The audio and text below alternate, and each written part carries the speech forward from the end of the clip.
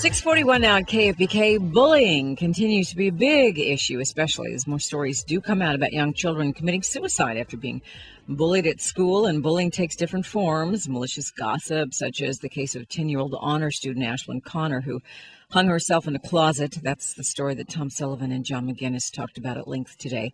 But there's also hands-on bullying, taunting, shoving, pushing.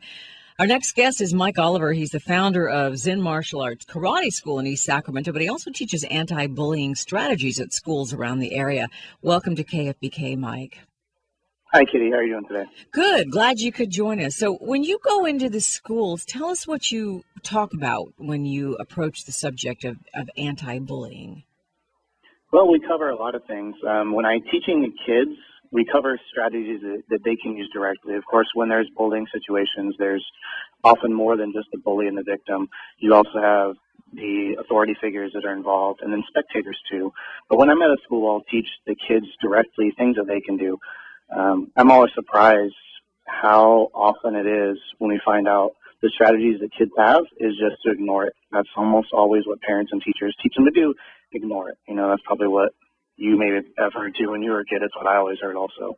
So I teach them words that they can use directly. Really? So what do you recommend? Because obviously ignoring maybe hasn't worked in a number of cases. You try to, rise above it, take the high road, I guess. But are there things that kids can do to be proactive? What can you give me an example? Sure, exactly. Yeah, ignoring it is like ignoring a punch in the face. Eventually, one's gonna hurt you. So we give them words that they can use to make them feel better. So, for an example, we teach word blocks, just like we would block a punch in the martial arts. We block words too.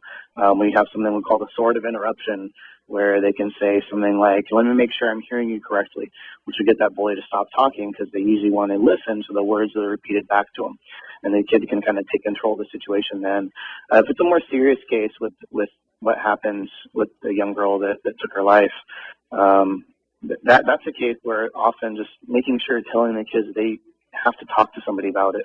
And if they're not comfortable talking to their parents or their teachers, find some other mentor, a coach, a pastor, anybody at all that will listen and maybe give some advice and let them know that they're not alone in this process. Mm-hmm. Yeah, I'm sure that's a lot of it, feeling like you are. Oh, well, since you teach martial arts, I was funny. I was talking with John McGinnis earlier, and sometimes when it comes to, bullying, like physical bullying, he said, we should just punch kids. They'd stop. And I saw that experience in my own life where someone just punched somebody that was bullying them and they quit. Do you broach that subject in that way? Of course, yeah. And it's funny. I find that most of my kids, when they come in, they may come into the martial arts because they were bullied, and adults too even. And then we find that it stops shortly thereafter.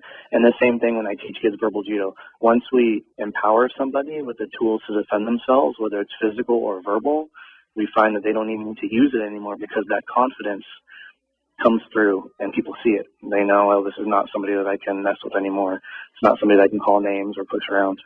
That's interesting that you say that, Mike. And, I like the verbal judo, but you're right. I guess whether you feel confident in yourself and that you can withstand these types of things sends a different message. And that's probably where a lot of these kids really need some help. And I guess that's Sure. where you come in.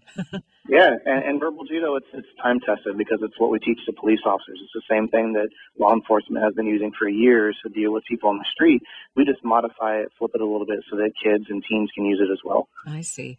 Okay, well, we don't have time, but I know you had real life experience with this where kids have been able to really put this into practice. So we're grateful.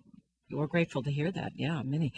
Okay, so your school is Zen Martial Arts, is that correct? Yes, ma'am. Okay, and then you go to schools as well, and I'm sure the parents will know about that. So do you have a website that we can share? We do. Website is zenmartial.com. Okay, and we'll link that to our website, too, at kfbk.com, keyword afternoon news. Well, Mike, thank you. Go ahead. Yeah, and if anybody needs any help at all with bullying situation, just needs some advice, please feel free to stop by our website. The phone number is on there. Just give me a call. I always give free help. Oh, that's lovely. Thank you, Mike. Appreciate that very much. Again, that is Mike Oliver, again, founder of Zen Martial Arts Karate School in East Sacramento.